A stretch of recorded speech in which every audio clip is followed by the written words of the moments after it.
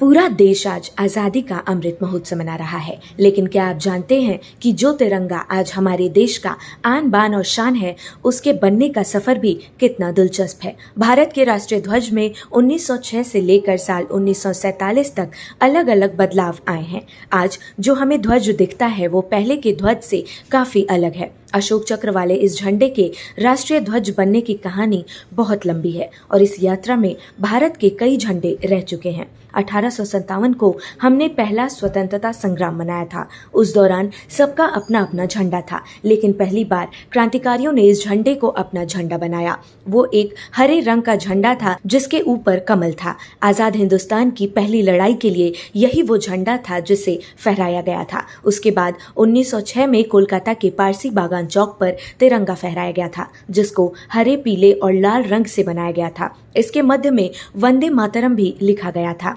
कहानी यहीं खत्म नहीं हुई। 1907 में मैडम कामा द्वारा भारतीय क्रांतिकारियों की मौजूदगी में पेरिस में ये ध्वज फहराया गया था। इसमें 1906 वाले तिरंगे से कुछ ज्यादा बदलाव नहीं थे, लेकिन इसमें सबसे ऊपर केसरिया का और कमल के बजाय 7 तारे थे जो सप्तऋषि का प्रतीक थे। इसमें आखिरी पट्टे पर सूरज और चांद भी अंकित किए गए थे।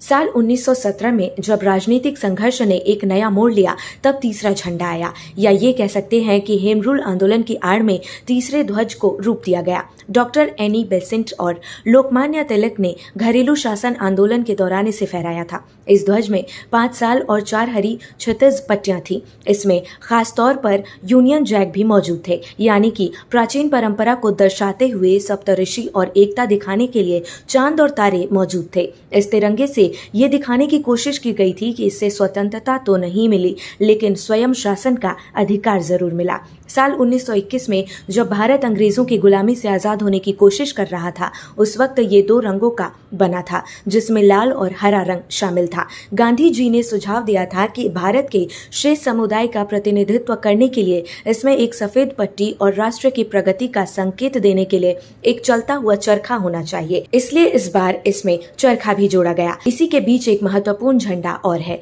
जिसका जिक्र कहीं पर नहीं है। ये वो झंडा है जो नेताजी सुभाष चंद्र बोस ने जर्मनी में भारतीय रीजन बनाने के बाद फहराया था। उस तिरंगे में भी ऊपर केसरिया, बीच में सफेद और नीचे हरा और बीच में एक टाइगर मौजूद था।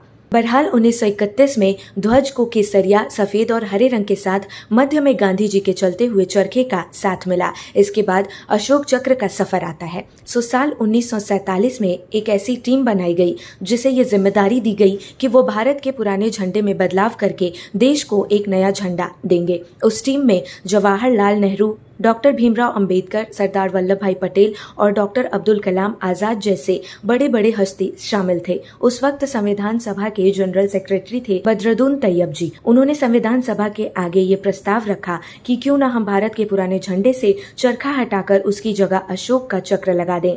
बद्रुद्दीन तैयब जी का ये प्रस्ताव सभी को पसंद आया, जिसके बाद तिरंगे में अशोक चक्र को शामिल किया गया और 22 जुलाई 1947 को संविधान सभा में इसे आजाद भारतीय राष्ट्रीय ध्वज के रूप में अपनाया गया। अशोक चक्र होने का महत्व ये है कि अशोक चक्र अखंड भारत को परिभाषित करता है, क्योंकि अशोक का साम्राज्य अफगानिस्तान से लेकर नीचे तक मौजूद था। तो इसलिए अशोक चक्र एक बड़े, दिव्य और विशाल भारत का प्रतीक बनता है।